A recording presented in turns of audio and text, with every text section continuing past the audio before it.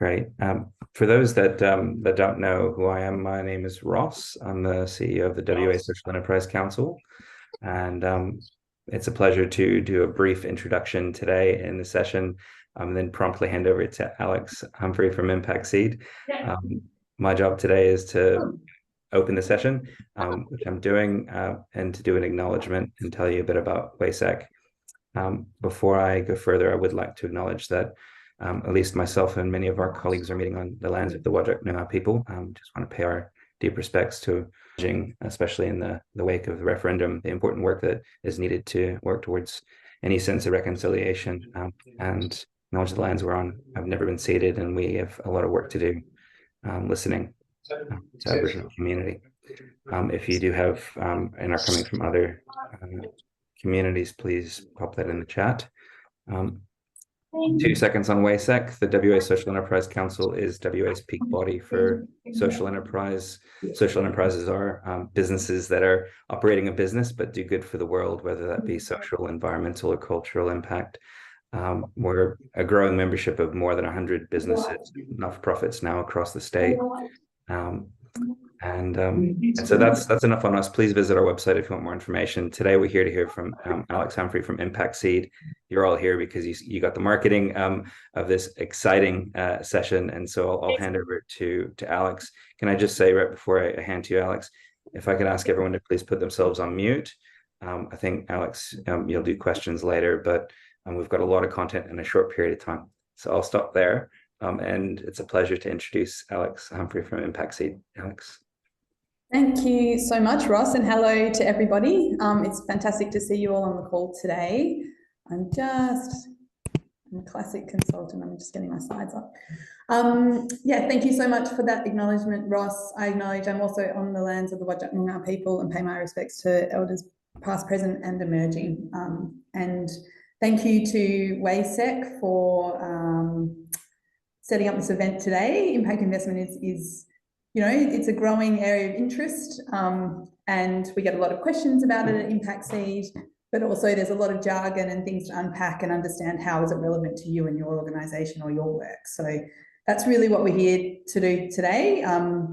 We've only got 45 minutes, so we're going to sort of work through, try and unpack some of the key concepts and elements that might be of interest, talk a little bit about the landscape, in the impact investing landscape here in WA, and then have some questions at the end. So I'll jump straight into it. Who we are. So I represent Impact Seed today. We are WA's capacity builder for the social enterprise, impact investment and social innovation ecosystem. Our vision is to catalyse systems change across finance, business and entrepreneurship by integrating social, cultural and environmental impact as outcomes alongside financial metrics for organisations and to support ventures and investment. You'll see some of those words come up a little bit later when we talk about impact investment as well. So it's really thinking about the merging of these two elements of impact and finance. We work very closely with WA Social Enterprise Council. They're a close partner of ours in the work that we do, and also Impact Investment Alliance of WA. Me personally, I transferred across from the traditional mainstream finance world in 2012. I've been working in the social impact and impact investment space since then in London, Manila, Sydney and now Perth. At Impact Seed, I lead our work in impact investing, and at the moment I'm really focused on getting a $1 million impact loan fund up and running, which we should do soon, and I'll talk about that more later in this session. But we are really working hard to try and get more impact capital into the Western Australian market for social enterprises here. So today's objective, introduce the key concepts of impact investment and practically link that to social enterprise and how it can be leveraged for growth. I kind of covered this before, but the topics we will work through are definitions and key concepts, different types of investments or financial products that are used in impact investing, some examples of impact investing both here in WA and other places, kind of a brief look at the WA landscape, brief because it's quite small, but we'll get to that, And then I'll also talk to you about the impact loan fund that we are setting up, and then some next steps for you. Hopefully there's something here for everybody on the call. It is geared to thinking about social enterprise and how social enterprise can leverage impact investment, but I think lots of the concepts will be relevant to everybody. And we have reserved some time at the end for questions to sort of help us get through the content.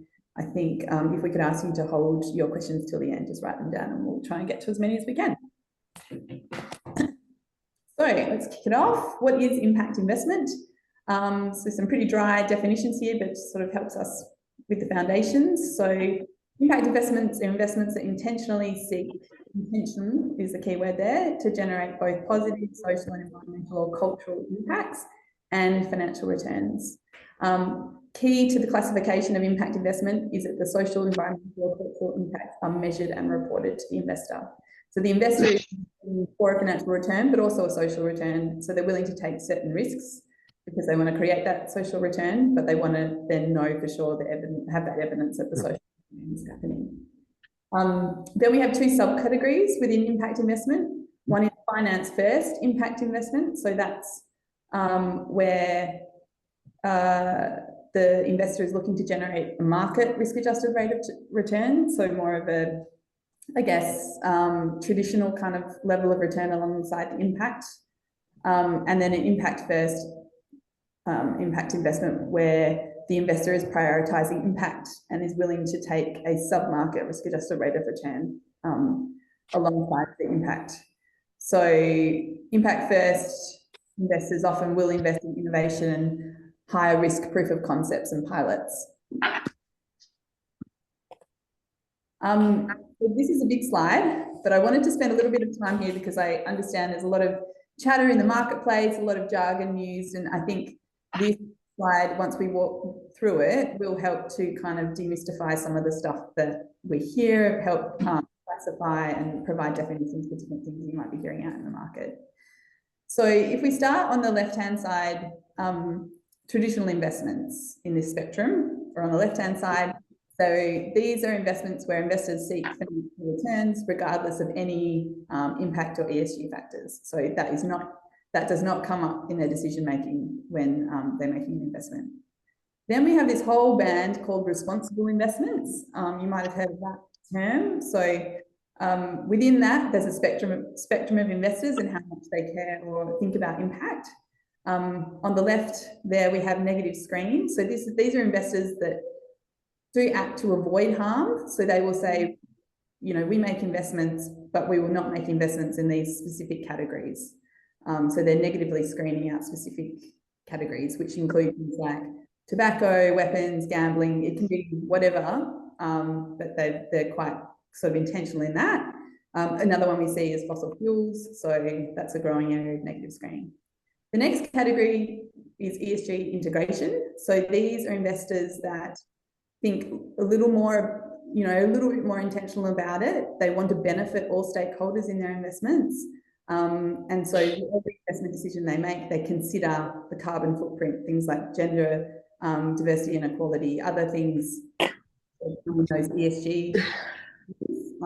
So they consider all of those factors when making investments. The next kind of band is the impact-driven investors. So this is as we talked about before, the financial first impact investors. So these investors really contribute to solutions. So they invest for impact and financial returns. Obviously, the impact first investors will accept low risk-adjusted impact. Does take precedence for them over financial return. And then sort of to complete the picture, we have philanthropy there on the right, which is where financial returns are completely disregarded in favour of impact. So I guess this spectrum allows you to understand where impact investing sort of sits against traditional investment all the way through to philanthropy and how it sits next to other types of responsible investors. And then we kind of flip it to think about where social enterprise might fit in and match against that spectrum. And this is actually kind of flipped, so apologies for that, but we've got traditional business on the right, socially responsible business next to that. So businesses that, do consider ESG type risks, but don't necessarily exist just to create sort of social, don't necessarily exist mainly to create social or cultural or environmental impact. There are social enterprises in the middle. So these can be for-profit or not-for-profit. And then we have not-for-profits on the left-hand side there. So I guess for social enterprise, when you think about the spectrum that I showed on the previous slide, social enterprise fits very neatly against the impact investors. So social enterprises are already intentionally existing to create impact. They're often measuring their impact, and so I guess what impact investors are looking for in those categories, social enterprises can often match quite well to that.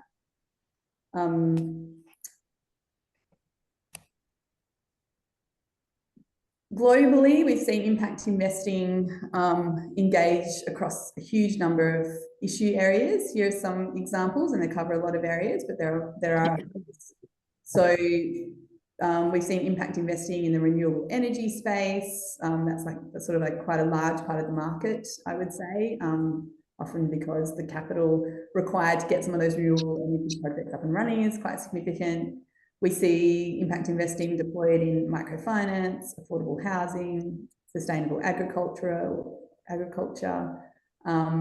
regenerative agriculture, education technology. We see this happening a lot in sort of places like Australia, but also in developing nations where getting things out through mobile phones can be really impactful. Healthcare, similar to kind of that tech piece. Employment and underserved communities. So we see impact investing deployed in, say, the kind of underserved parts of a community that often get excluded from traditional finance. They may be able to access impact investing. So just an example of lots of the different issue areas we're seeing impact investing deployed across. So who's engaged in impact investing? These are, I guess, the key players or actors in an impact investing transaction or impact investing sector. We have the asset owners. So they do their own investing or hire asset managers to do their investing for them. So they're the ones with the funds looking to invest. The asset or fund managers invest on behalf of asset owners. So these are the typical funds or banks, but they, might help manage the money for the asset owners. We have intermediaries, which Impact Seed is one of. So intermediaries provide capacity building and advice to stakeholders. So that's both the asset owners and the enterprises, and bring parties together to design an investment. So the intermediary might be the sort of middle glue that helps both parties come together and create a transaction investment. Then we have the enterprises that receive the impact investment to grow their activities. These can be for-profit or not-for-profit. And then, of course, the most important part of all of this is the communities who are experiencing the positive impact that the enterprises are creating.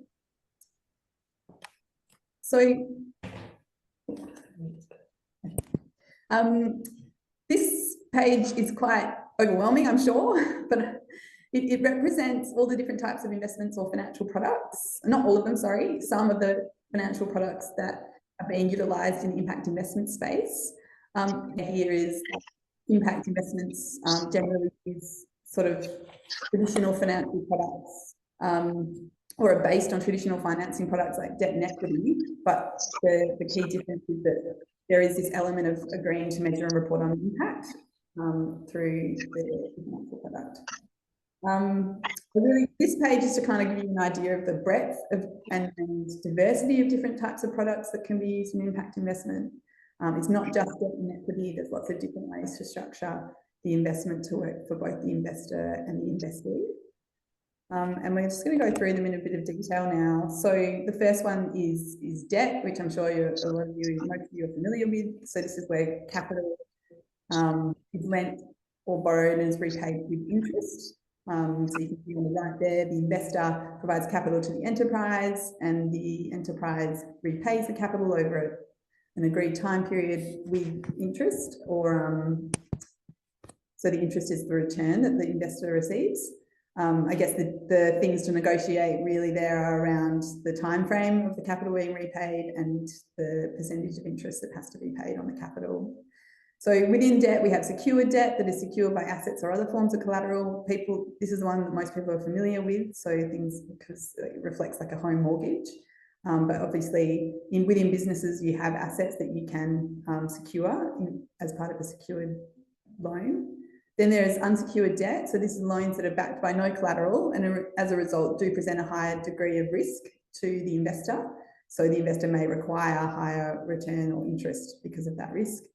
There's revenue-based financing. This is one that I really think is interesting. These are loans that are repaid as a percentage of future revenues or cash flows. So the loan repayments are really limited to the enterprise's ability to pay, and generally there is like a time lag until they start to get repaid because the business has got to get up to a certain level of revenue or cash flow before they're on the hook to repay the loan. So it's really kind of aligned to the growth of the enterprise. And then there's things like trade finance. This is just one example of many things like this sort of in this category that it allows enterprises or borrowers to use customer orders or invoices as collateral to access working capital. So it might be, you know, we need some cash now to pay our staff, but we're not going to get paid for this contract until 2 months down the track. You can see that we're definitely going to pay for this contract because we've got an agreement. So can we have that funding up front, and then we'll pay you back in 2 months' time when we get paid by our customer. Then, so the next type of sort of product area is quasi-equity. So I guess just to make the point here, quasi-equity and equity can only be accessed by private companies or public companies, but companies that are for-profit. So they have an ownership structure. So not-for-profits generally can't access quasi-equity or equity. So quasi-equity is funding that's a combination of equity and debt, and there's lots of different ways that this is done, but two examples. One's convertible notes. So that's where there's a debt agreement that converts into equity at a later date. And then mezzanine financing, which combines elements of debt and equity to create funding. It's more flexible. For example, a loan that's paid back with fixed interest, but then has some upside through profit share. So there's a certain level of profit reached by the enterprise, and they share some of that back with the lender. And generally, you know, this is done at earlier stage with companies that have potential to scale quite quickly. So the investor is sort of taking a risk, but they think that there's going to be some upside, similar to how you might think about an equity investment. So then we have equity as well. So equity is capital that can be used to purchase ownership in an enterprise. As you can see in the diagram, the investor provides capital to the enterprise provides shares back to the investor that hopefully increase in value, and that's how the investor gets their return. So, you know, the basic shares to purchase equity in a business, investors have to buy shares. The total value of the company is divided by the number of shares that exist to find the price of one share. Another product that we have seen deployed a little bit in the impact space, or quite a lot actually in the impact space, is safe notes, simple agreement for future equity. So this is an agreement between a founder and a funder that stipulates that the funder will invest into the founder's business, but allows the major terms of the investment, so basically the value of the shares, to be set by the next round of equity funders. So it allows the founder or the enterprise to defer having to value their company, but still getting the benefit of the capital sooner from the investor. And we've seen that it's quite appealing to enterprises in the impact space, and it's used quite a lot. And then I've got this other category I've called non-traditional. So these are financial products that I've seen that are quite unique to the impact sector. The first is blended finance. So this is transactions where public or philanthropic funders collaborate with private investors in order to catalyse additional impact. I've got an example on the right just to give you an idea of what that means. So there might be a transaction where there's two layers. The top layer is made up of private investors that receive risk-adjusted returns and are the first to be repaid if there's an event of default. So that layer of investors are kind of, you know, they sit above the other layer and they get the benefit of the other layer de-risking their investment. And so The second layer sort of allows the crowding in of private investors because they feel like it's been de-risked by the second layer. So the second layer is, say, government or philanthropic investors that receive lower returns and are second to be repaid in an event of default. So they're what we call our first loss investors, and have therefore de-risked the investment for layer one, incentivizing them to invest. So they've crowded in that layer one set of investors. And you can see I put some dollars in there just to give you an idea. The layer two doesn't have to be that big to crowd in quite a lot of layer one investors because of that de-risking element. So that can be a really effective way for philanthropists or governments to support the growth of investment into the impact space. And we see it, I think, like we see this a lot in the developing sort of development finance institution space, and we're seeing it. We've seen it quite a lot in the impact space as well. The second example, or the second product there, is a social impact bond, which some of you may have heard about. This is a type of outcomes-based contract that operates like an equity agreement, but instead of linking investor returns to a company's financial performance, returns are linked to the achievement of outcomes. So probably best to use the diagram to explain what that means. So we have investors who provide capital into a social impact bond structure. That capital is used to fund a program. So usually it might be a not-for-profit or a social enterprise that has a program that's funded by that capital. The program creates outcomes. These could be any sort of social, environmental outcome. Where I think we've seen one recently in the employment space, for instance. So outcomes are achieved, they're measured, reported on. Government acknowledges that the outcome's been created and they pay for those outcomes. That payment goes back to the investors with a return. So the investors, that's how they get repaid their capital and they get their return. Some examples, two from WA, one from South Australia. So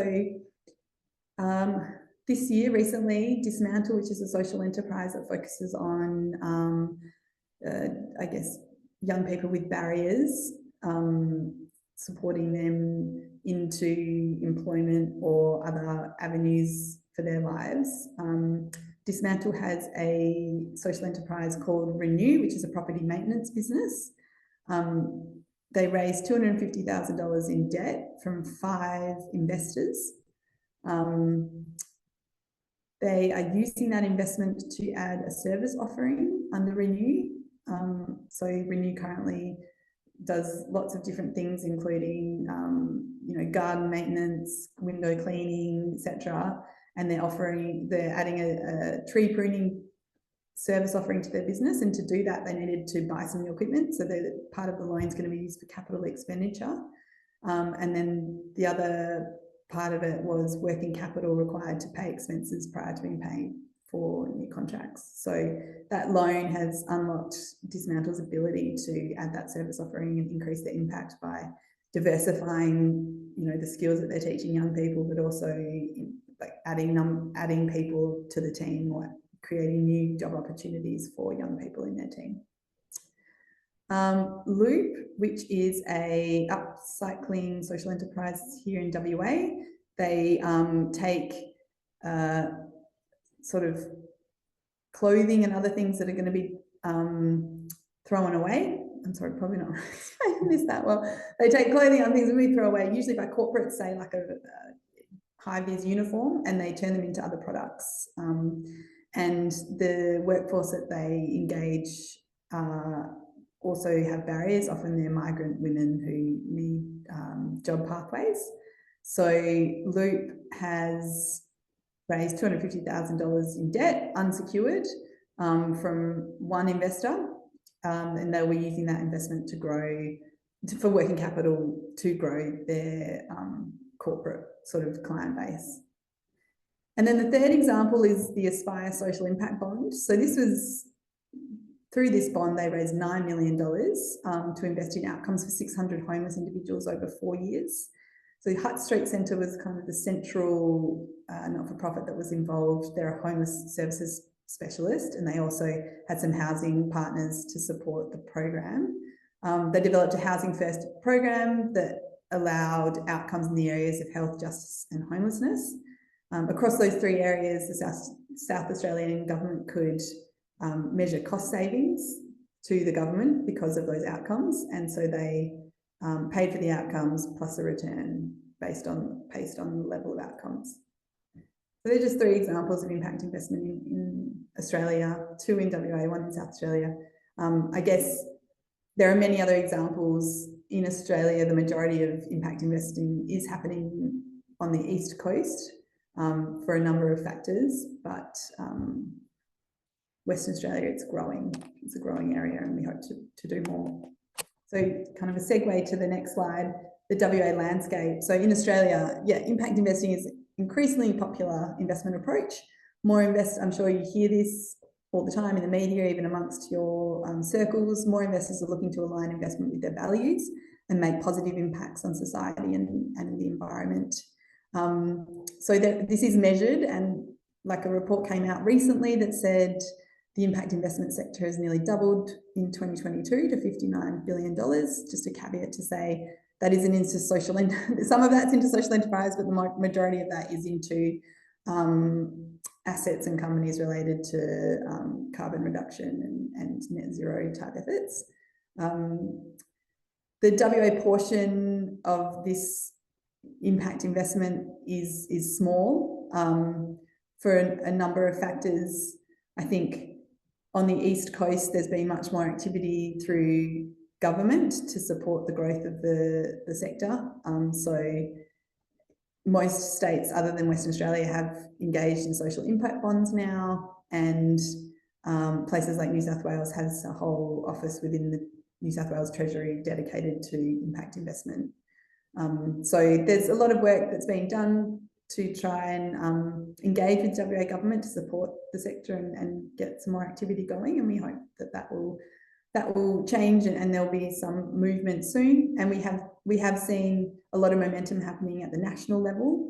In the 2023 budget, there are a couple of exciting announcements. One was a $100 million outcomes fund that will be used to engage in outcomes-based contracts, which may include social impact bonds behind them. So we're waiting to see sort of how that trickles down, but that's national, so we will see some of that in WA. And then there is also, I think it's $11 or $12 million for social enterprise development in the 2023 budget. And we see quite more and more, we're seeing sort of things mentioned about impact investment and social enterprise in the kind of national dialogue. So yeah, we're hoping for more movement, but we will see. We're ready for it when it happens.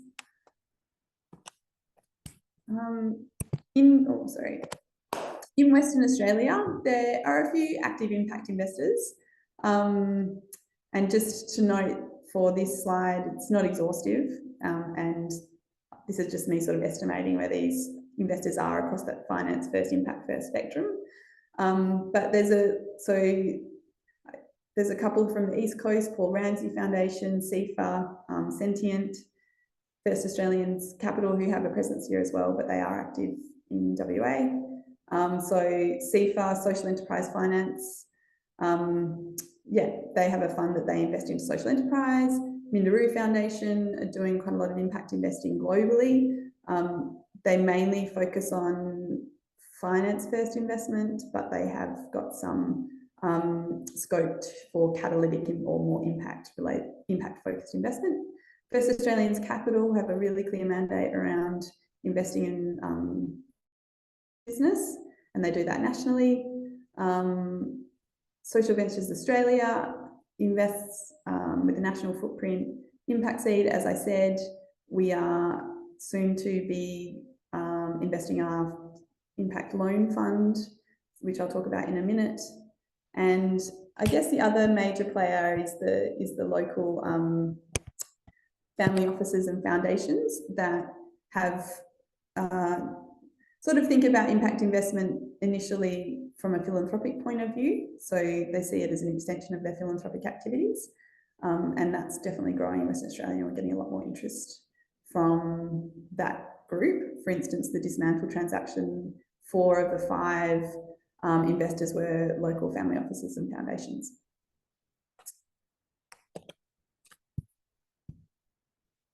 So the Impact Seed loan fund that we're getting up, the $1 million WA Impact Loan Fund, we're close to finalising, and so we hope to be this will be up and running early next year. Basically, we were seeing social enterprises kind of with amazing ideas, doing a pilot or sort of a proof of concept, getting to the development stage, and then stumbling because they really struggled to access the capital they needed. So we have, our mission, I guess, was to set up something that could address that need. And so this loan fund will be providing patient debt capital, so long-term long repayment schedules, concessionary returns, so it will be low interest, sub market rate interest rates, and some other kind of terms to support the enterprise, say like repayment holidays or interest-free periods. The loan sizes will range from 50 to 300K, so sort of that gives you an idea of the kind of size of enterprise that we'll be looking to support through the loan fund. So fairly early stage.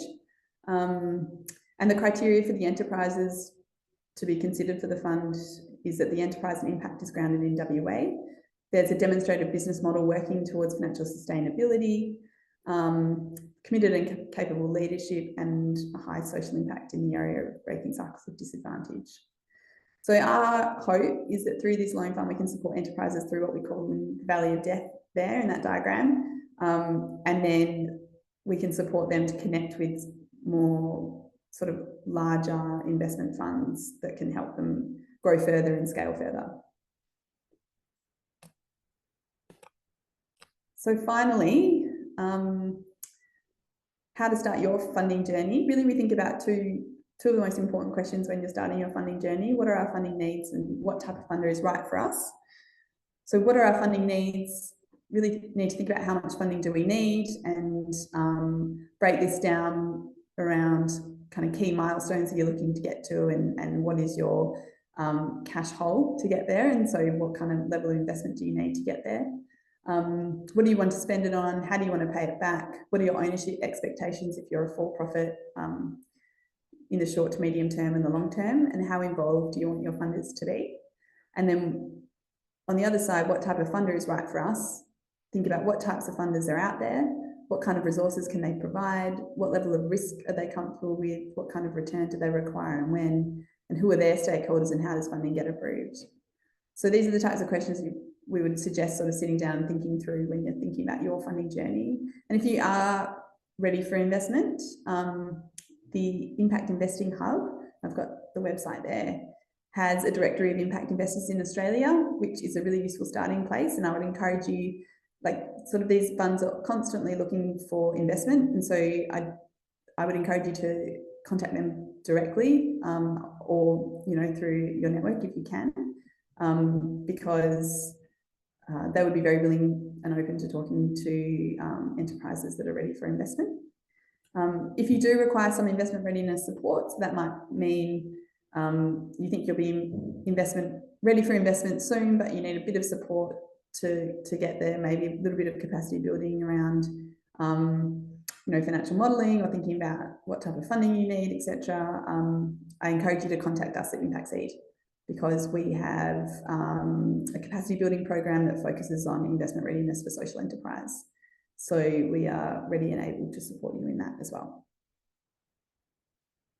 I will stop talking there for a minute, and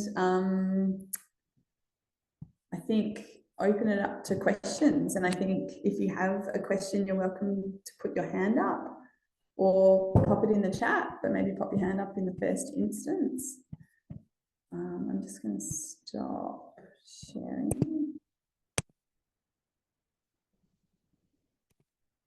See everybody.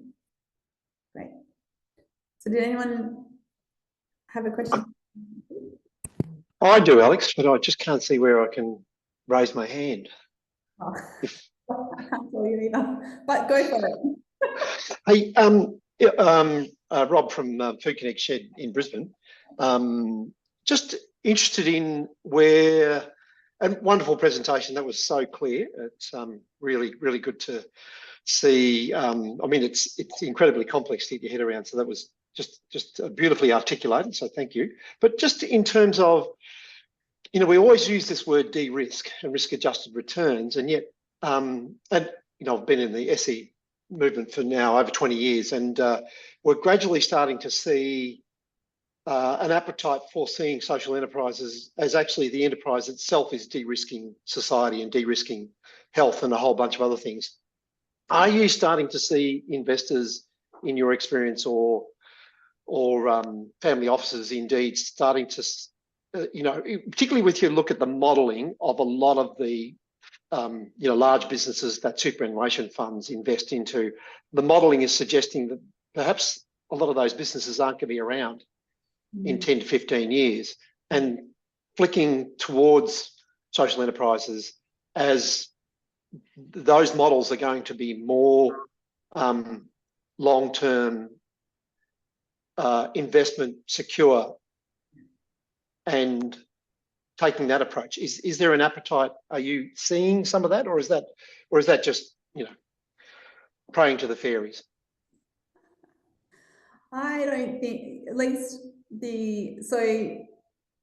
yeah, it's interesting. I think in the environmental space, it's probably more, they're probably more advanced in that kind of thinking.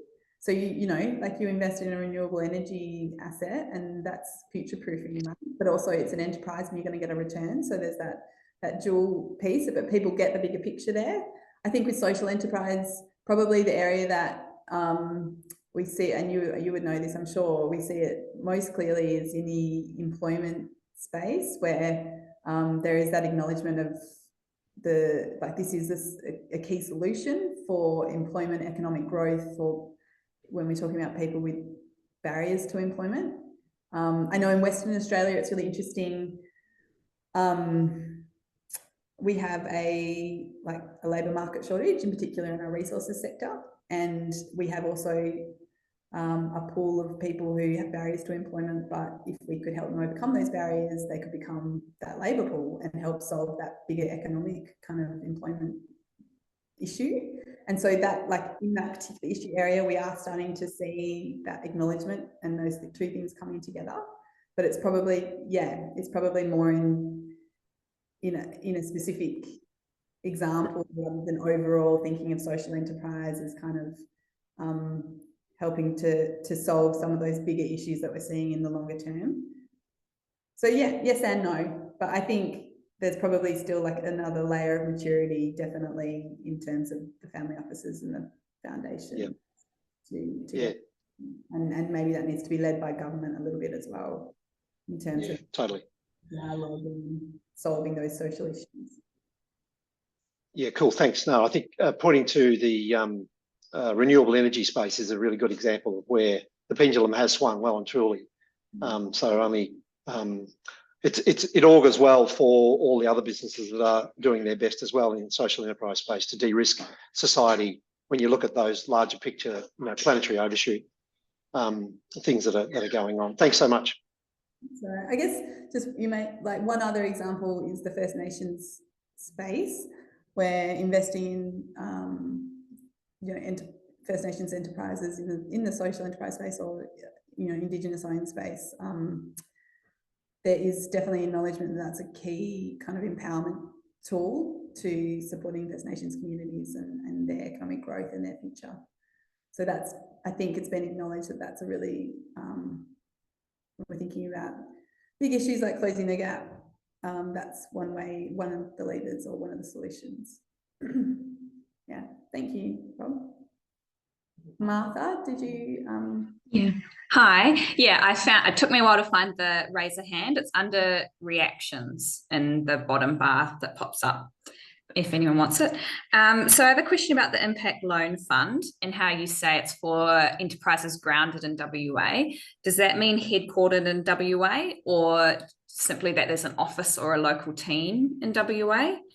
And just a bit more on that one. So if if it is the case that it can be that you have an office in WA or a team, can the funds only be put towards that team, or can it be anywhere in the enterprise? It's probably a little grey, and it was probably case by case. But Yeah. we are market developers in Western Australia, and we're looking to support social enterprise growth in Western Australia. Whether that's through a domicile entity, or whether an entity kind of looking to grow here, I think that's definitely worth a discussion. But I think it's worth a discussion. I think we want to support social enterprise in Western Australia, but it's not fixed, sort of like in stone in terms of what that looks like. Yeah, sure. And I guess it might depend on what kind of business it is, and say what industry you're working in, and is it a national industry or something local to WA? Yeah. Okay. The key outcomes we're trying to achieve is develop the market in Western Australia, but also develop social enterprise market in Western Australia and develop the impact investment market in Western Australia. So we're looking for co-investors in Western Australia, so they're going to be interested in Western Australian impact. Yeah, true. Yeah. Perfect. Thank you. Did anyone else have a question?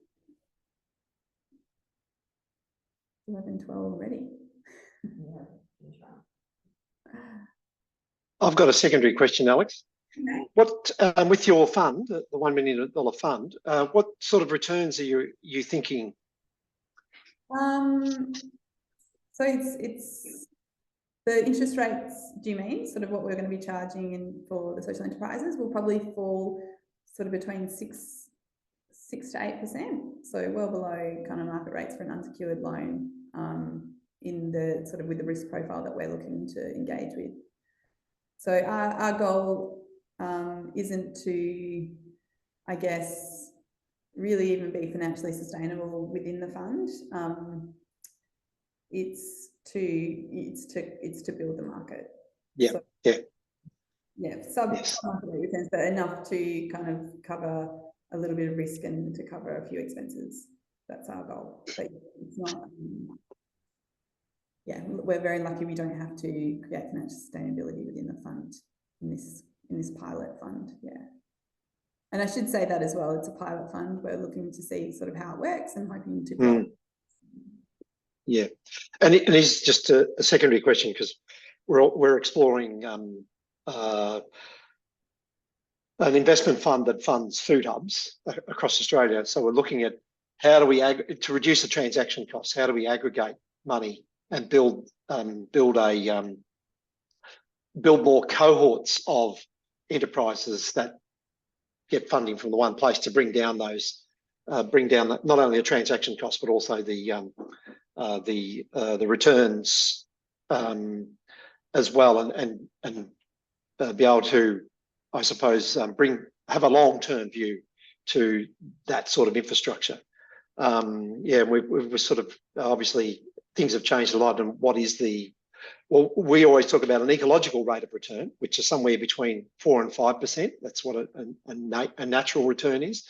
It's hard to see what that might look like in the end, and particularly in the food and agriculture space, because it is something that is like we're seeing farmers in the West who are going out and getting loans on 1%, because that's it's food. It's not something that's like a solar farm that's going to have those sort of returns into the future. So they're very different.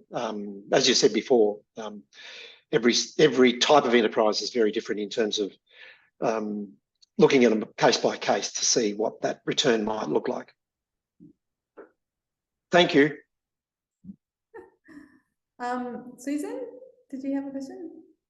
Thanks, Alex. Yeah, I'm interested personally. I've been thinking recently in and around how I might be able to use like a self-managed super fund to invest, and something along that line, utilizing that money that's in there currently, to help invest in social enterprises and impact space. So I'm just struggling to find people to really talk to who could give me some advice. So I'm wondering whether or not you could point me in the right direction, or if you know, individuals partnering with or being part of your impact loan fund is possible? I don't know. I'm just asking the question.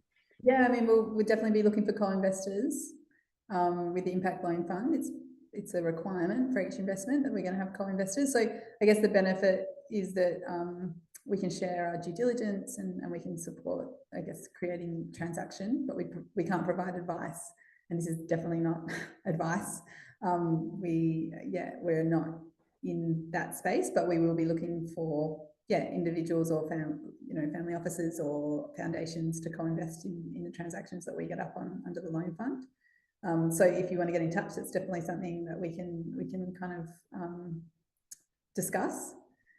In general, I think, there are, I guess I would suggest having a look at the Impact Investing Hub website for a few more ideas of, say, advisors or investors that you could engage with as an individual looking to invest in this space.